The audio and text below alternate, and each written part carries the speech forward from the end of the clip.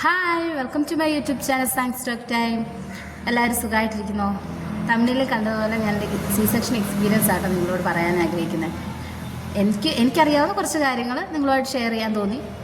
അപ്പോൾ അങ്ങനെ ഒരു വീഡിയോ ചെയ്യാമെന്ന് വിചാരിച്ചു കേട്ടോ.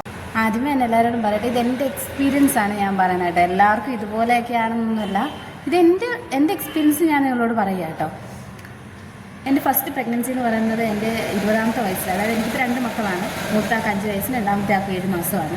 ഫസ്റ്റ് പ്രഗ്നൻസിയുടെ സമയത്ത് എന്നോട് പ്രഗ്നൻ്റ് ആണെന്ന് അറിഞ്ഞപ്പോൾ എല്ലാവരും എന്നോട് പറഞ്ഞു, ഒരേ ഒരു സ്വരത്തിൽ എല്ലാവരും പറഞ്ഞാലും ജോലി ചെയ്യണം, നന്നായിട്ട് ഇരുന്നും നിന്നും തൂത്തുവാരിയും തുണി അലക്കിയും കുനിഞ്ഞു നിന്ന് തുണി അലക്കണം, എല്ലാം ചെയ്യണം. എന്നുവെച്ചാൽ എല്ലാം ജോലിയും കുനിഞ്ഞു നിന്ന് നമ്മൾ ചെയ്യണം. ഒത്തിരി കിടക്കരുത്, ഗർഭിണികൾ രാവിലെ ഒത്തിരി കിടക്കരുത്, ഒത്തിരി നേരം കുത്തി ഇരിക്കരുത്. പിന്നെ എഴുന്നേറ്റിട്ട്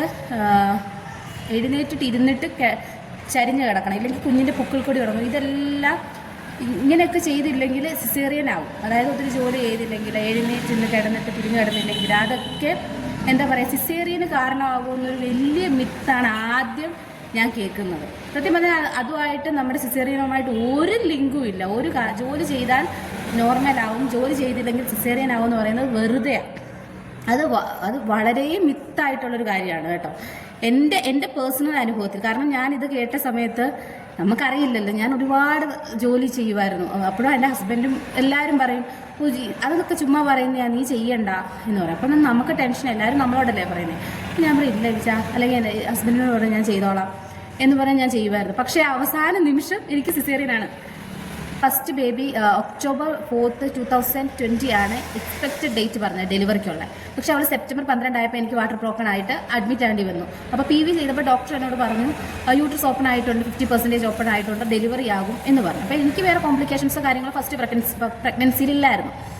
അപ്പം അവനെ ലേബർ റൂമിൽ കയറ്റി രാവിലെ 8 മണിക്ക് കയറ്റി 8:30 ആയപ്പോൾ ചെറുതായിട്ട് പെയിനൊക്കെ വന്നു തുടങ്ങി. വൈകിട്ടായിട്ടും എൻ്റെ കുഞ്ഞ് കുറച്ചുകൂടി തിരിയാനുണ്ടായിരുന്നു, കാരണം 1 മാസം കൂടെ അറൗണ്ട് ഉണ്ടായിരുന്നല്ലോ. അപ്പോൾ കുഞ്ഞ് കുറച്ചും കൂടി തിരിയാനുണ്ടായിരുന്നു. അപ്പം ഡോക്ടർ പറഞ്ഞു നോക്കാം, വെയിറ്റ് ചെയ്യാം. അങ്ങനെ 8:30 ആയി, 9 ആയപ്പോഴത്തേക്കും ഡോക്ടർ പറഞ്ഞു പിന്നെ സിസേറിയൻ ചെയ്യാമെന്ന്. 90% അമ്മമാർക്കും, സിസേറിയൻ ചെയ്യുന്ന 90% അമ്മമാരും പ്രസവ വേദന എന്താണെന്ന് ശരിക്കും അനുഭവിച്ചിട്ടാണ് സിസേറിയൻ ചെയ്യുന്നത്. ഞാനും അതുപോലെ 12 മണിക്കൂർ, അറൗണ്ട് 12 മണിക്കൂർ പ്രസവ വേദന അനുഭവിച്ചിട്ടാണ് ലാസ്റ്റ് നിമിഷമാണ് സിസേറിയൻ ചെയ്യുന്നത്. എല്ലാവരും പറയും സിസേറിയൻ അല്ലേ. എൻ്റെ കൂടെ ലാബിൽ ഈ സെക്കൻഡ് ഡെലിവറിയുടെ സമയത്ത് എൻ്റെ കൂടെ ലാബിൽ ഞാൻ സ്കാനിങ് നിന്നപ്പോൾ എൻ്റെ അടുത്തൊരു ഉമ്മ ഇരിപ്പുണ്ടായിരുന്നു. ഉമ്മ എന്നോട് പറഞ്ഞു, ആദ്യത്തെ കുഞ്ഞ് എത്ര വയസ്സുണ്ട്? ഞാൻ പറഞ്ഞു 5 വയസ്സുണ്ട്. അപ്പം ഫസ്റ്റ് ഇങ്ങനെയായിരുന്നു, സിസേറിയൻ ആയിരുന്നു, നോർമലായിരുന്നു. ഞാൻ പറഞ്ഞു സിസേറിയൻ ആണ്, വലിയ പേടിക്കേണ്ട കാര്യമൊന്നും ഇല്ലല്ലോ, വേദനയൊന്നും ഇല്ലല്ലോ എന്ന്. എനിക്ക് സത്യം പറഞ്ഞാൽ അതൊരുമാതിരി കുത്തുകൊള്ളുന്ന പോലെയാണ് നമ്മൾ അനുഭവിച്ച വേദന. കാരണം ഞാൻ ഓൾറെഡി ഒരു ഡെലിവറി കഴിഞ്ഞ ആളാണ്. അപ്പോൾ എനിക്ക് ഭയങ്കര ഒരു വിഷമം. ഞാൻ അപ്പം തന്നെ ആ ഉമ്മയെ തിരുത്താനാണ് നോക്കിയത്. കാരണം നോർമലിനാണെങ്കിലും സിസേറിയൻ ആണെങ്കിലും ഒരു കുഞ്ഞിന് ജന്മം നൽകുമ്പോൾ അതിൻ്റെതായ ബുദ്ധിമുട്ടുകളുണ്ട്. പക്ഷേ നമ്മളുടെ സിസേറിയൻ ചെയ്തവർ ഒരുമാതിരി വെള്ളയപ്പം ചുടുന്ന പോലത്തെ എളുപ്പ പരിപാടിയാണെന്നല്ല എല്ലാവരുടെയും വിചാരം. ഞാൻ എൻ്റെ ഫസ്റ്റ് ഡെലിവറിക്ക് 12 മണിക്കൂറോളം പ്രസവ വേദന അനുഭവിച്ചിട്ടാണ് എന്നെ സിസേറിയൻ ചെയ്തിരിക്കുന്നത്. അപ്പോൾ പ്രസവ വേദനയുടെ പെയിൻ പറഞ്ഞിട്ടുണ്ട്, ആഫ്റ്റർ സിസേറിയൻ്റെ പെയിനും കോംപ്ലിക്കേഷനും എല്ലാം ഞാൻ അറിഞ്ഞിട്ടുണ്ട്. എന്നെ സിസേറിയന് കയറ്റി കഴിഞ്ഞ് അനസ്തേഷ്യൊക്കെ തന്ന് സിസേറിയൻ ഇറങ്ങി കഴിഞ്ഞ് ഫസ്റ്റ് വാക്കുണ്ട്, നമ്മുടെ ആദ്യ നടത്തം. അതായത് ട്യൂബൊക്കെ എടുത്ത് ആ ഒരു അറൗണ്ട് ഒരു 12 മണിക്കൂർ കഷ്ടി കാണും നമുക്ക്. എന്താ പറയുക, അനസ്തേഷ്യയുടെ ആ മരവിപ്പ്, അത് കഴിയുമ്പോൾ അതങ്ങ് മാറും. അത് കഴിയുമ്പോൾ നല്ല പെയിനാണ്. നമ്മൾ നടക്കണം, നമ്മൾ എത്ര നടക്കുന്നോ, അതായത് നമ്മൾ ഇറങ്ങി ഫസ്റ്റ് വാക്ക് കഴിഞ്ഞ് നമ്മൾ പെരുക്കെ നടക്കുന്നു, അത്ര പെട്ടെന്ന് നമ്മുടെ മുറിവിൻ്റെ ഒരു സ്റ്റിച്ച് ഉണങ്ങാനും സ്റ്റിച്ച് എടുക്കാനും ഒക്കെ എളുപ്പം, എന്നാലേ അവർ ഡിസ്ചാർജ് ആകത്തുള്ളൂ. അപ്പോൾ ആദ്യം നടത്തുമെന്ന് പറയുന്നത് അതെൻ്റെ ജീവിതത്തിൽ എനിക്ക് ഒരിക്കലും ഒരു സിസേറിയൻ ചെയ്ത അമ്മമാർക്കും മറക്കാൻ പറ്റാത്തൊരു കാര്യമാണ് ഫസ്റ്റ് വാക്കെന്ന് പറയുന്നത്. എൻ്റെ കൂട്ടത്തിൽ ബ്ലീഡിങ് ഉണ്ട്, അതിൻ്റെ പെയിന് എല്ലാം, എന്താ പറയുക, സ്റ്റിച്ചിൻ്റെ പെയിന്, സ്റ്റിച്ച് എടുക്കുമ്പോഴുള്ളൊരു ചെറിയ പെയിന്, എല്ലാം പെയിനാണ്. അത് പറയുമ്പോൾ അത് കണ്ടവർക്ക്, അത് അനുഭവിച്ചവർക്കേ അതറിയത്തുള്ളൂ. പുറമേന്ന് നോക്കുന്നവർക്ക് സിസേറിയൻ എന്ന് പറഞ്ഞാൽ വേദനയില്ലാതെ കുഞ്ഞിനെ കിട്ടുന്നു എന്നുള്ള ഒരു ജഡ്ജ്മെൻറ്റ് ഫസ്റ്റ് ഞാൻ ഒത്തിരി കേട്ടിട്ടുണ്ട് കേട്ടോ, നേരിട്ടും കേട്ടിട്ടുണ്ട്, അല്ലാതെ ഒത്തിരി പേര് പറയുന്നവരാരും ഇച്ചിരി പോണ ഒരു സൂചി കൈ കുത്താൻ ധൈര്യം കാണിക്കത്തില്ല. അങ്ങനെയുള്ളപ്പോൾ നമ്മൾ ആ വലിയൊരു സൂചിയാണ് നമ്മുടെ നട്ടലിൽ അവർ അനസ്തേഷ്യ ചെയ്യുന്നത്. അപ്പോൾ നമ്മളുടെ അടുത്ത് ഇത്രയും ജഡ്ജ്മെൻറ്റ് കൊണ്ട് വരുമ്പോൾ നമ്മൾ പറയേണ്ട, നമ്മളെ കൊണ്ട് പറ്റുന്ന രീതിയിൽ നമ്മളതിന് പ്രതികരിക്കണം കേട്ടോ. ഞാനൊക്കെ ആദ്യത്തെ ഡെലിവറിക്കൊക്കെ ഒന്നും വേണ്ടിയിട്ടില്ല. 2ാമത്തെ ഡെലിവറി ആയപ്പോഴാണ് കുറച്ചൊക്കെ പ്രതികരിക്കാനും പറഞ്ഞ് മനസ്സിലാക്കാനും. അറിവില്ലാത്തവരോട് നമ്മൾ പറഞ്ഞ് മനസ്സിലാക്കണം. ഇത് നല്ല പെയിൻ. പിന്നെ അത് കഴിഞ്ഞ് നമുക്ക് പിന്നെ ഗ്രാജുവലി ഓരോരോ പ്രശ്നങ്ങൾ. എനിക്കൊക്കെ എന്ന് പറഞ്ഞാൽ നടുവേദന എല്ലാവർക്കും ഉള്ള പോലെ എനിക്കും നോർമലിനാണെങ്കിലും നടുവേദന വരും, സിസേറിയനാണെങ്കിലും നടുവേദന വരും. എനിക്ക് ഗ്രാജുവലി നടുവേദനയുണ്ട്. ആദ്യത്തെ ഡെലിവറി കഴിഞ്ഞ നാൾ തൊട്ടേ എനിക്ക് നല്ല നടുവേദനയുണ്ട്. ഏറ്റവും നേരിട്ട ഒരു ജഡ്ജ്മെൻ്റ് എന്ന് പറയുന്നത് ചിലവർക്ക്, മിക്ക അമ്മമാർക്കും നോർമൽ ആണെങ്കിലും സിസേറിയൻ ആണെങ്കിലും എന്താ പറയുക, പ്രസവം കഴിഞ്ഞ്, അതായത് ഓപ്പറേഷൻ കഴിഞ്ഞിട്ടാണെങ്കിലും കുഞ്ഞുണ്ടായി കഴിഞ്ഞിട്ട് ഒരു 2-3-4 ദിവസം കഴിയും പാല് വരാൻ. നോർമലി എല്ലാവർക്കും അങ്ങനെയാണ്. ആദ്യം ചെറിയ ഇത് മഞ്ഞ പാല് പോലത്തെ ഒരു ഇതേ വരത്തുള്ളൂ. അത് കഴിഞ്ഞിട്ടാണ് നമുക്ക് പാല് വന്ന് തുടങ്ങുക. അത് ഇനി എങ്ങാനും ഒരു ദിവസം അങ്ങോട്ടും ഇങ്ങോട്ടും വൈകിയാൽ പറയും, സിസേറിയൻ ആയതുകൊണ്ടായിരിക്കും കുഞ്ഞിന് പാലില്ല. ഫസ്റ്റ് കാര്യം ഞാൻ കേട്ട ഒരു കാര്യം കേട്ടോ, പാല് ഇല്ല അല്ലെങ്കിൽ പാല് കുറവാ എന്നൊക്കെ. അതും തെറ്റിദ്ധാരണകളാണ്. എല്ലാവരും അങ്ങ് ജഡ്ജ് ചെയ്യുകയാണ്. സിസേറിയൻ എന്ന് പറഞ്ഞാൽ എന്തോ ഒരു എന്താ പറയുക, എളുപ്പ പരിപാടിയാണെന്നുള്ളൊരു ചിന്തയാണ്. ഇപ്പോഴത്തെ കാലത്ത് കുറച്ചൊക്കെ എല്ലാവർക്കും കാര്യങ്ങളൊക്കെ മനസ്സിലായി വരുന്നുണ്ട്. പണ്ടത്തെ ആൾക്കാരാണ് കൂടുതലും ഇതിനെക്കുറിച്ചൊരു തെറ്റിദ്ധാരണ ഉള്ളത്, സിസേറിയനെ കുറിച്ചുള്ളൊരു തെറ്റിദ്ധാരണ ഉള്ളത് കേട്ടോ. പിന്നെ എനിക്ക് പറയാനുള്ളതെന്ന് വെച്ചാൽ റെസ്റ്റ്, ആഫ്റ്റർ സിസേറിയൻ റെസ്റ്റിൻ്റെ കാര്യമാണ്. എനിക്ക് ചിലവർ പറയും, ഞാൻ ഒത്തിരി പേരെ കേട്ടിട്ടുണ്ട്, സിസേറിയൻ കഴിഞ്ഞ് കഴിഞ്ഞാൽ പ്രസവം കഴിഞ്ഞ് കഴിഞ്ഞാലും സിസേറിയൻ പ്രസവമാണേലും സിസേറിയൻ ആണേലും ഒറ്റ കിടപ്പ് കിടക്കണം, കാല് കെട്ടി കിടക്കണം. എൻ്റെ ഫസ്റ്റ് ഡെലിവറി ഒക്കെ കഴിഞ്ഞപ്പോൾ പറഞ്ഞു എഴുന്നേൽക്കരുത്, കാല് കെട്ടി കിടക്കണം, ഭയങ്കരമായിട്ട് എഴുന്നേറ്റ് നടക്കരുത്, അങ്ങനെ ഒന്നുമില്ല. എന്നോട് എൻ്റെ ഡോക്ടർ പറഞ്ഞതെന്ന് പറഞ്ഞാൽ, പേഴ്സണലി ഈ ബെഡ് റെസ്റ്റ് അങ്ങനെ കോംപ്ലിക്കേഷൻ ഉള്ളവരുടെ കാര്യമല്ല ഞാൻ പറയുന്നത്, നോർമൽ ഡോക്ടേഴ്സ് നോർമലായിട്ട് പറയുന്ന ആൾക്കാരുടെ കാര്യം പറഞ്ഞത്. എൻ്റെ കാര്യത്തിലെന്ന് പറഞ്ഞു കഴിഞ്ഞാൽ എനിക്ക് വേറെ കോംപ്ലിക്കേഷൻസ് ഒന്നും ഇല്ലായിരുന്നു. ഡോക്ടർ എന്നോട് പറഞ്ഞത് നടക്കണം എന്നുവെച്ചാൽ പോയി സിസേറിയൻ കഴിഞ്ഞ ഉടനെ വെയിറ്റ് എടുക്കണം, അതൊന്നുമില്ല. കുഞ്ഞിൻ്റെ വെയിറ്റ് മാത്രമേ നമ്മൾ എടുക്കാവൂ. ആ സമയത്ത് ഒരു 3 മാസം, അറൗണ്ട് ഒരു 3 മാസം നമുക്ക് കുഞ്ഞിൻ്റെ വെയിറ്റ് മാത്രമേ എടുക്കാൻ പാടുള്ളൂ.